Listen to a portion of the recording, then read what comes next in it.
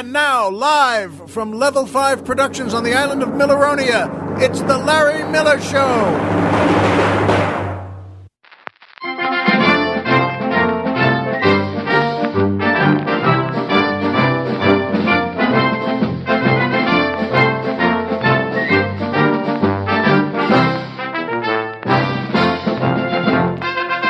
Good evening, Mr. and Mrs. America, and everyone who loves free pizza.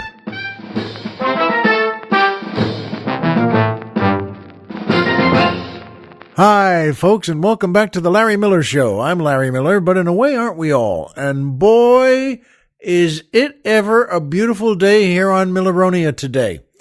It's always gorgeous. And yes, I know I create the weather and I run the weather here, but that still doesn't mean I can't say and you can't say what a beautiful day it is on Milleronia.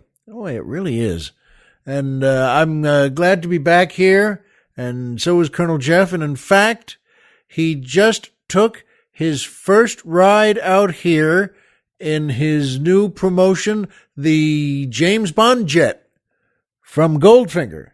He just, he deserves it, and, well, there are many, many reasons, but he really does. He deserved that promotion.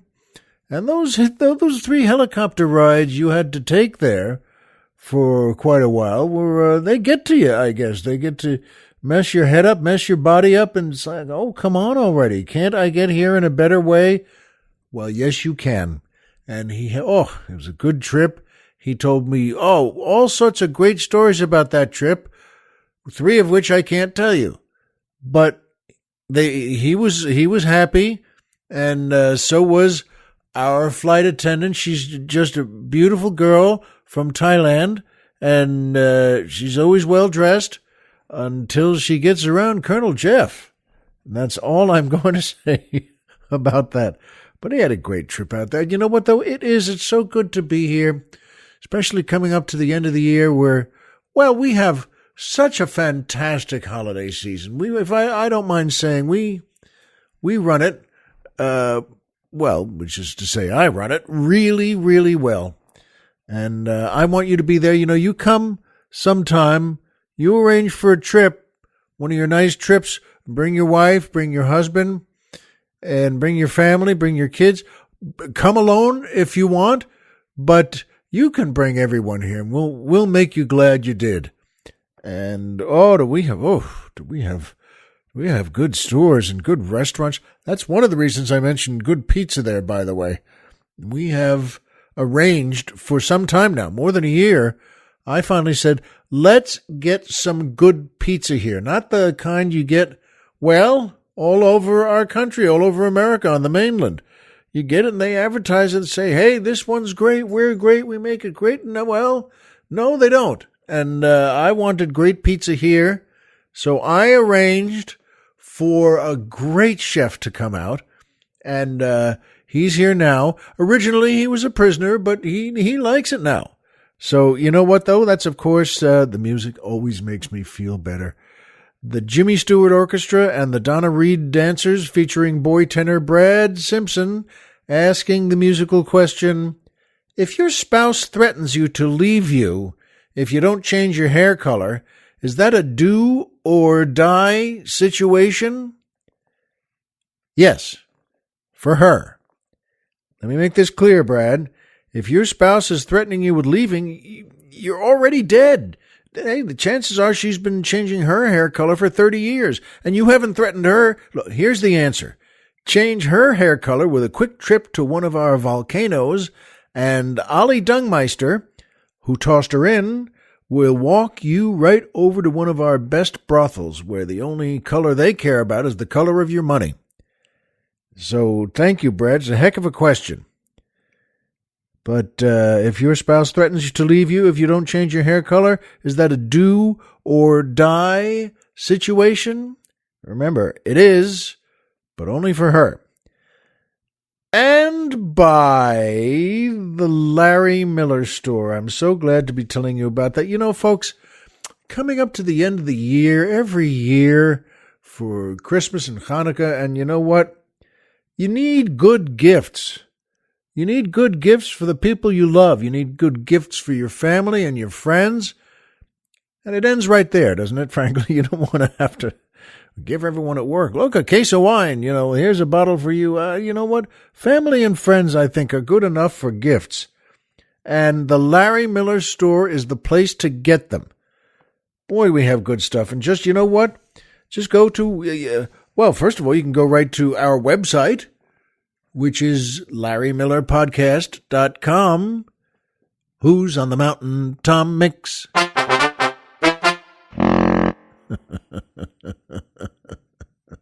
I like that one. That's a good one.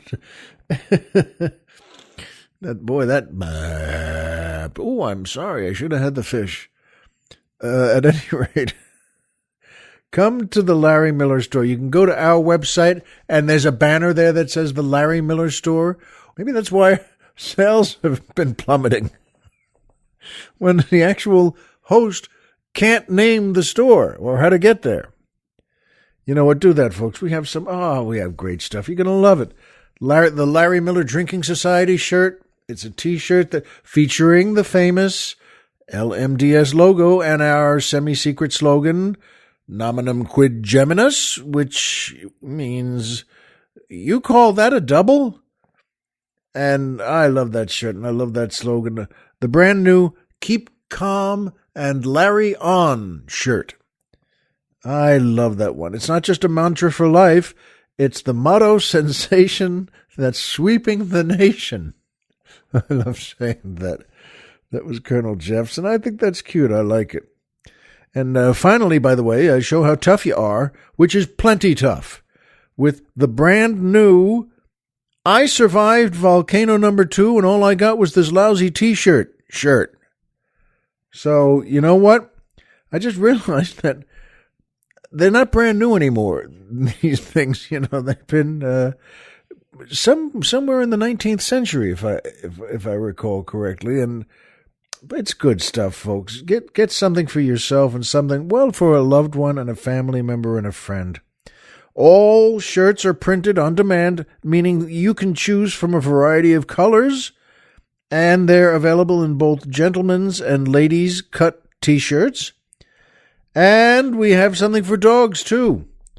That's right. Why? I don't know. I'm not exactly sure, but it seemed like a good idea. We like that, right? And so anyway, go to LarryMillerShow.com/store or to our website. And remember, that's, the Larry Miller. Don't you like your host to be as smart as you are? LarryMillerPodcast.com. Who's on the Mountain? Tom Mix.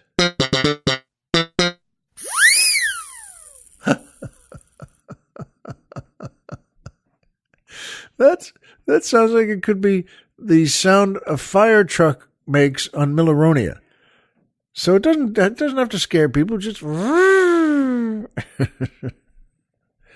Anyway, folks, thank you very much. And that brings me to my favorite part of the show, the joke of the week. This is a good one. Colonel Jeff and I both got a good chuckle out of this. And, my feeling is always, hey, if you like it, tell a friend or a family member.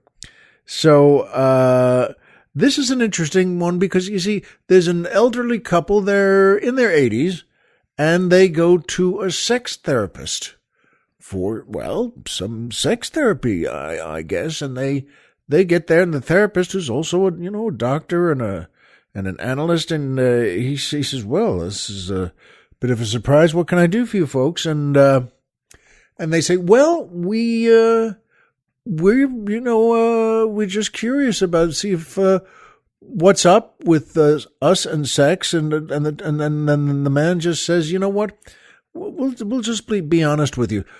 Would you mind if we just did it right here in front of you, and you could tell us what you think, and but just right here, right now? And the therapist says, I'll be honest, I haven't really heard that kind of request before, but all right, if you think that'll help, yes, go ahead. And They're not slow. They just take their clothes off and get on the bed in his office there, and they go right at it. God bless them. They know what they're doing, and they go right at it. And, well, a good healthy amount later, they finish up, and they get dressed and smile, say thank you, and give them $50 and for the session, and then they just leave. Well, don't you know that they come back every week, the next week, the week after that? It's same thing, and just ask again, would you mind if we just make love right here, and you can tell us what you think? And the therapist is, again, frankly, feels a little odd, a little weird, and I don't think I see what the problem is here, but all right, if you think that'll help you, then, but so far, I mean, you did, all right, go ahead. They do the same thing. Get undressed, get on the bed, just do it, make love, and just finish up, get dressed, give them $50 again, and smile and say thank you, have a good day, and they leave. Folks, on the 5th week, they come back in, and they ask the same thing, and, and the therapist says to them, look, please, I have to tell you right now, you've come in every week for 4 weeks. This is the 5th week. And, well, I don't see what's wrong here. I don't know why you're doing this. And what's the big deal to you that you're doing fine? Why do you think you have to do this? And what's the reason for this? And the man says, well, she's married, so we can't go to her house. I'm married, so we can't go to my house. The motel down the street charges $90. The Hilton downtown charges $150, but we can do it here for $50. And I get $43 back from Medicare.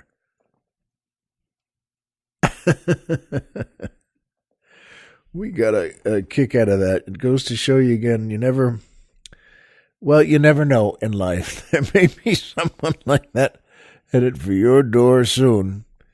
But we got a kick out of that one here. And that leads me to my second favorite part of the show, the Poetry Corner.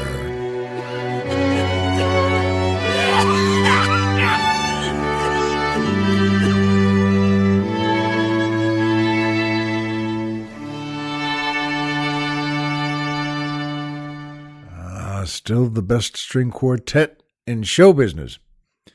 The Poetry Corner, and this is a good one. I've had a chance to read so many good poems here for you, and this is a good one. It's called Lover's Petition by Ralph Waldo Emerson, the great Emerson. It's a nice title, too, Lover's Petition, and here it is. Good heart that ownest all, I ask a modest boon and small, not of lands and towns the gift, too large a load for me to lift, but for one proper creature, which geographic eye, sweeping the map of western earth, or the Atlantic coast from Maine to Powhatan's domain, could not descry. Is it much to ask in all thy huge creation, so trivial a part, a solitary heart? Yet count me not of spirit mean, or mine a mean demand, for 'tis the concentration and worth of all the land. The sister of the sea, the daughter of the strand, composed of air and light, and of the swart earth might.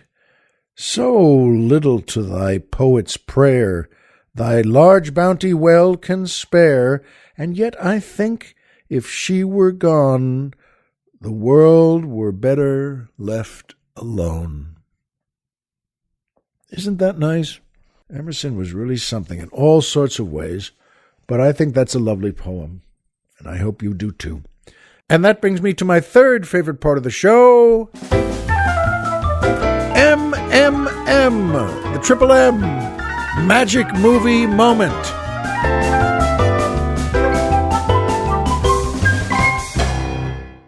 That's a great one, too. I love that piano note.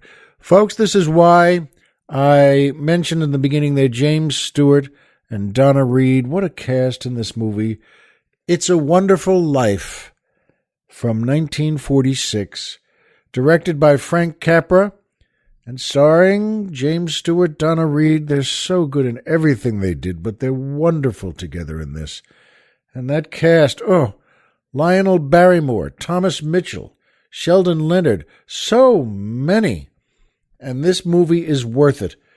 It's a Wonderful Life. And I'm talking today about a great magic movie moment in it. It's the end and the scene with the Christmas tree and the whole family and all the friends and George's brother.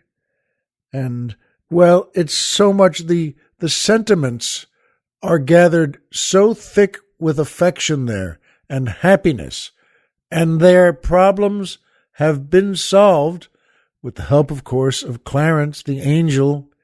And I asked the Colonel here today, I said, I don't want to give anything away. And he said, you know something? This is a great movie. Everyone's seen it. And if they haven't, it's not going to stop them. And I agree with that. This Christmas tree scene and the bell on the tree rings just as Clarence said it would. And that means they know that means he got his wings. And we're really happy about that. And everybody is singing. I think it's Hark the Heavenly Angels Sing.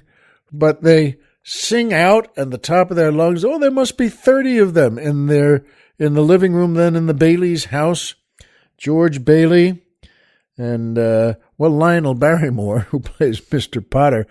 I guess he's the only one who doesn't show up for that happy get-together. He's still in his office practicing George Bailey. And, Sheldon Leonard was so good in this as the bartender in, what was the name of that bar? Oh, please send a note to me and let me know. I can't remember the name of that bar, but Sheldon Leonard is the one.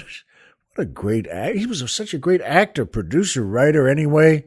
And at that point, for him to look at them a little quizzically, a little suspicious and says, okay, that's it. You two pixies out of here. And there's a great phrase in there that he uses.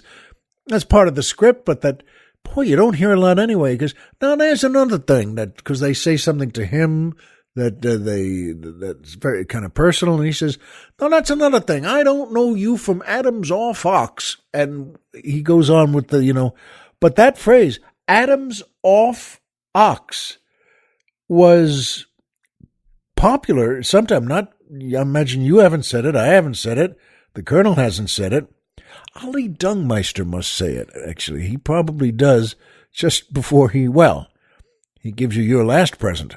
But Adams off ox, I love this movie, folks. If you haven't seen it, please do. And if you have, see it again. That scene is such a magic movie moment. Their maid and their relatives and all their friends are present. And they keep, just loading into the house. And even the tax man who had been threatening the Baileys and George Bailey and his business. And they got out of that. But even the tax man comes in and he puts some money into the pot there where they're all gathering. Or it's just on the table, I think, the bridge table. But he puts some in too, and he sings out too. It's wonderful, folks. See it if you haven't. And if you have, see it again. It's a Wonderful Life from 1946, directed by Frank Capra, with the greatest cast in the world. And you know what? I hope you have a good Christmas like that one too. Whew. If you do, it's not one you'll forget. And I'm going back to New York after the show today. And that's a big trip, but, from Milleronia here. But I'll tell you, I can tell them that my plane is, pretty fancy. And it's very fast. And we've figured out a way to go actually into the stratosphere and arc way up and way down right into New York, and that's all I'm going to tell you about it.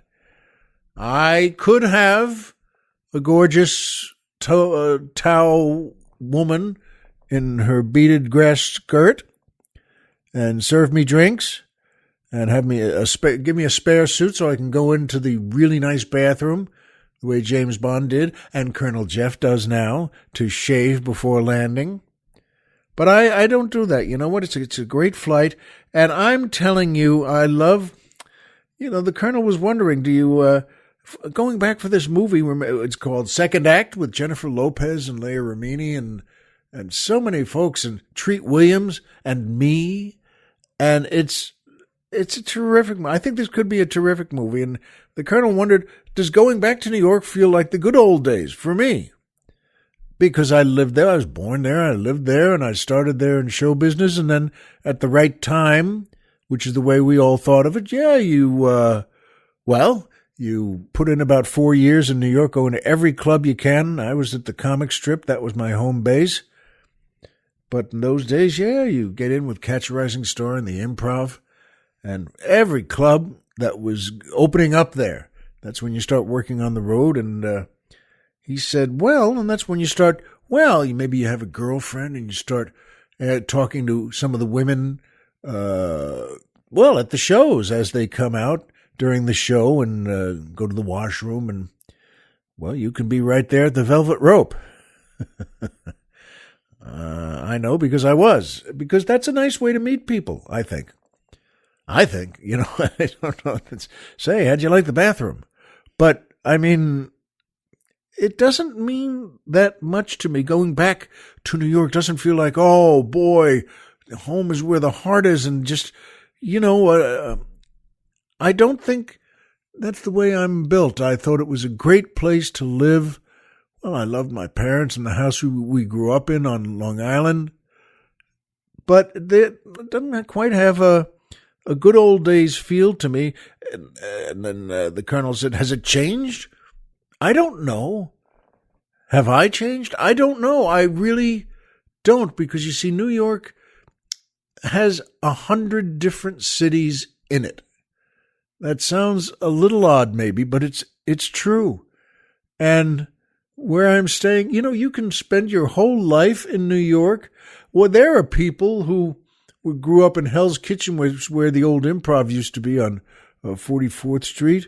And there are people who grew up in Hell's Kitchen who never left. And I mean, never. I mean, there was no celebration, no festival days where they said, hey, let's go to the Upper East Side or something. They never left their one area. So I love being there. I'm glad I'm going back. And I'm having lunch with Chernyachin. And Michael Chernyachin is a good friend of mine, a very close friend, and he's a great writer. And he's, by the way, the top writer on this great show, Law and Order Special Victims Unit, with Mariska Hargitay, and what a cast, wonderful cast. And he just wrote an episode for last week that was terrific. And he's a great friend, so he's living in New York now. And writing everything off. He's writing everything.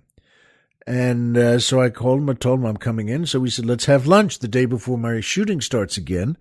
And he knows where I'll be staying on the Lower East Side. And he said immediately, hey, let's go to Katz's. Now, I know it sounds like I'm one of the owners there, and I keep mentioning that place, but I'm not. And I said, you've got a deal. You know what? I think I told my wife today, in fact, that, I don't know, I thought I'd like to go to a different part of the city, maybe meet him somewhere else. But, I don't care. If that's the way he likes it, that's fine with me. Whew.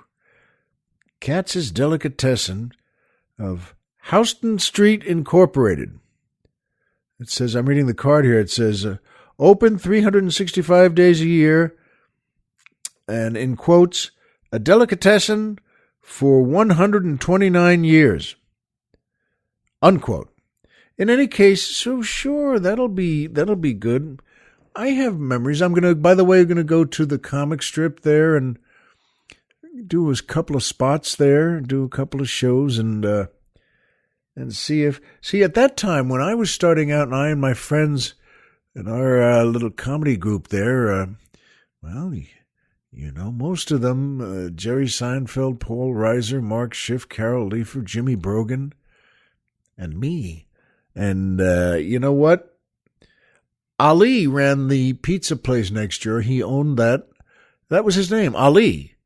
And I always liked him. He was a big, tough guy. I mean, he used to spar with Muhammad Ali. That's one of the reasons he got that name. And boy, he was always into all sorts of different businesses. He owned the pizza place next door. And I'm telling you, speaking of making good pizza on Milleronia, I'm telling you, Ali's place made some great pizza. And he would always come in. He was always in a suit and tie. And golly, he was big. I mean, 6'4", 6'5", and just built the way he ought to be.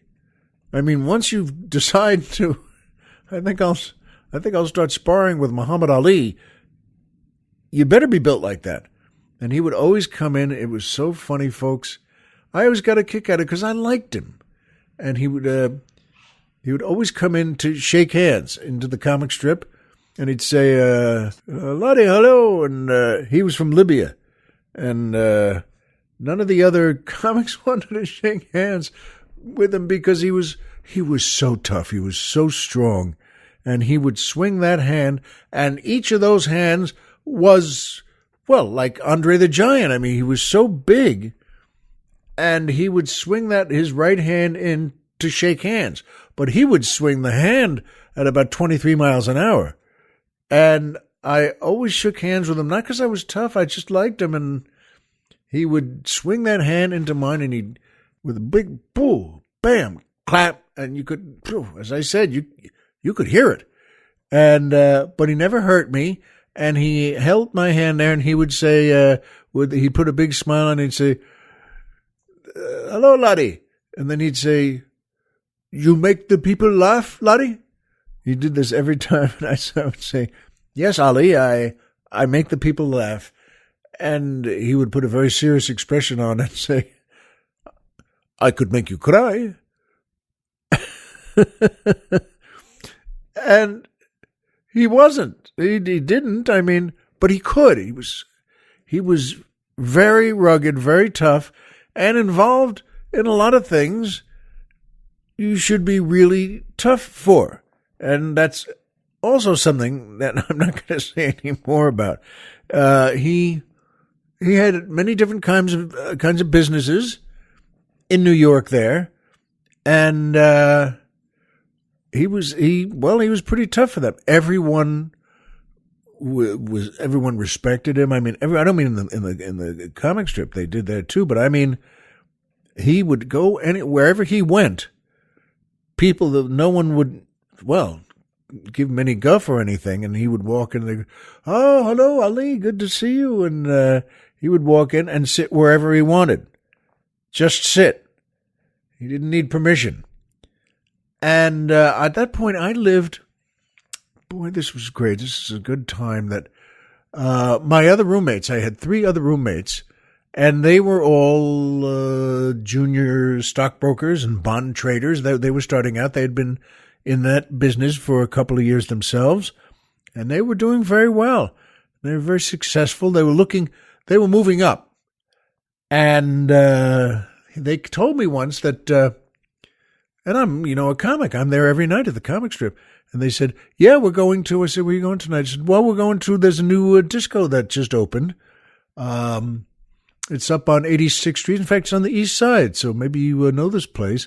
It's on the second floor of this or that, and I didn't know the place, but they loved it. Everyone like them, from the biggest places on Wall Street and the biggest companies and all through New York and all the biggest buildings and Citicorp and everything, and people were just going there.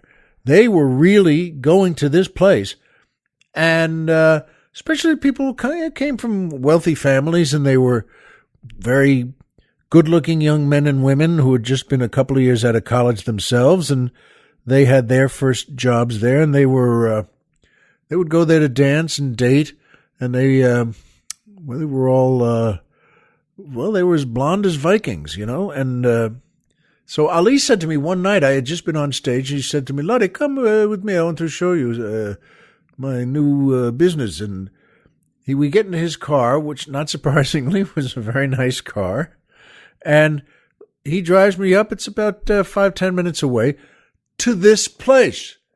He takes me and up a staircase, and it was on a second floor there, and it's jammed with blonde kids from college, and then other folks there, but also that was the main clientele. And he came in there, and I said, "This is yours." He said, "This is my place." He opened it, he built it, he had some people, and it wasn't that it was fancy, but he made it safe, and they were, and he was making good money off that. And I don't even know what that phrase means anymore, but he would go, he took me, as he's telling me, he's describing this or that in his life, and he would go behind the bar, and the bartenders there, not surprisingly, wouldn't say anything or do anything. They would just back off. And he would go to each of the cash registers there. It was a cash place. He didn't need credit cards, and nobody needed credit cards to go there. So it was all cash, and he would go, he took, this first time there, he took a shopping bag from one of the big markets there. I mean, a big supermarket. So it was brown, didn't have handles on it. It was just brown, a big brown bag. And he filled it with cash. All the cash from the register, he would reach in and take, big hunks. He didn't count anything. He knew no one was going to steal from him because, would you?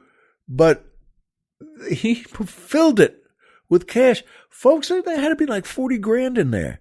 And he filled it with cash and then rolled the top of it and didn't even say to the bartenders, by the way, "All right, back to work." He just left because the bartenders each lost 15 pounds of sweat just having him there. So they didn't, I don't think he's going to kill anyone. And he and I walked out, I'll never forget this, and there was a young couple dancing. And teasing about saying when they were blonde. They're just very good-looking kids and beautiful, and they were kids. They were out of college now, so they were 22 or something. And they're dancing, and they're slender, and they had nice clothes on. And Ali, the girl, and the girlfriend of this guy, caught Ali's eye, which is probably not what you want.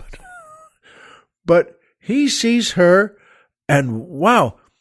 So we're about 10 feet away from there dancing, and he just kind of jams the bag into my stomach, says, "Hold this, Lottie." And that's the money. That's $40,000 in a brown paper bag. And he goes over, and he takes her by the hand, again, doesn't say a thing, not to the guy, doesn't say, "I'm cutting in," or "Hi, how are you?" He just takes her hand and kind of twirls her away another 5 feet or so and starts dancing with her not holding on to her, but he's dancing and she's petrified, and which is both the correct actions. And he's as happy as could be. Look who he's dancing with. And she looked back at her boyfriend. The boyfriend, now again, these are just kids they're not used to doing anything tough anyway. And the boyfriend she looks at him and he looks at her, and then he starts to move forward towards Ali, dancing with her because you got to say something. Hey, what are you doing? But he takes one step, and I, in a great move of strength, I just put my hand on his chest, and I'm still holding the bag of money, and I just said, "Do yourself a favor. Trust me on this. Don't do that, whatever you're thinking. Don't go over there. He's dancing and having fun. We're going to be out of here. Trust me." In just less than a minute. And nothing's wrong. And do yourself a favor. Don't make anything wrong. I said, and he looked at me, and I said, that's that thing you hear a lot. I said, please look at me. And he looked at me, and I said, trust me on this. Don't do anything. You'll have your girlfriend back in less than a minute, and then we'll be gone. And he did. He trusted me. He didn't move over there. And sure enough, about 40 seconds later, Ali's done. And he doesn't even kind of walk her back to the guy. He says, all right, laddie. And he comes back over. He comes over to me, and he takes his bag of money back, and we go back out the staircase. So he's leaving. He built this Harvard-Yale club, or whatever the thing was. I don't know if you know it hasn't had a name, but everyone I knew was talking about it and went there. And they would spend, these weren't cheap places, just to get a beer. It was all cash, as I said, but get a couple of beers or a couple of shots or something. But it wasn't the kind of place where you go to get a sophisticated cocktail. That would be stupid. You wouldn't ask for something like that. What you'd ask for is give me a bottle of beer and a shot of Jameson's. That's what you want. And you could knock that back and then go back to dancing with your beautiful blonde girlfriend. But anyway, boy, oh boy, that's a memory I like. I liked Ali. I liked him a lot, and I still do. I don't know if he's still around there, and I'd like to see him, and see if he once proposed to being in business together. I'm not business together, but he said, "Laddie, in California, you have your place." He wanted that they could make a delivery to my apartment. They could drop it off at my apartment. The fellows he worked with out there, and I didn't even ask. I say, deliver what? And I don't know. It was in cases and in boxes. But at first I said, yeah, okay. And he said they would give me $400. It would be every 2 weeks. And all I had to do was give them what was dropped off. And they would just give me the $400. And then, just a couple of days later, I said to him, you know what? I don't know if I should do that.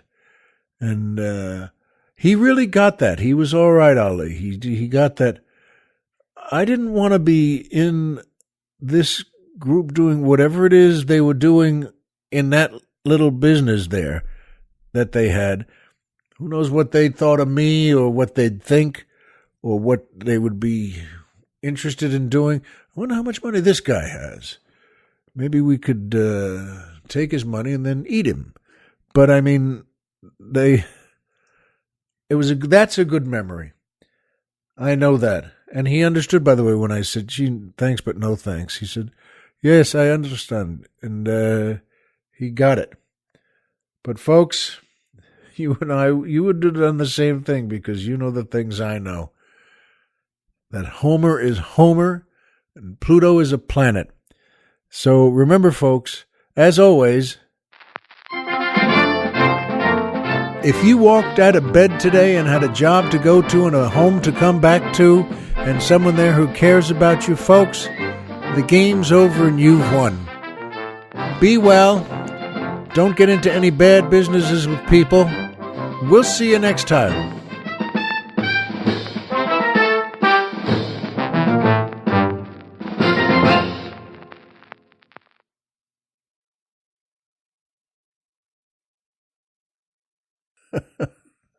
How am I doing so far?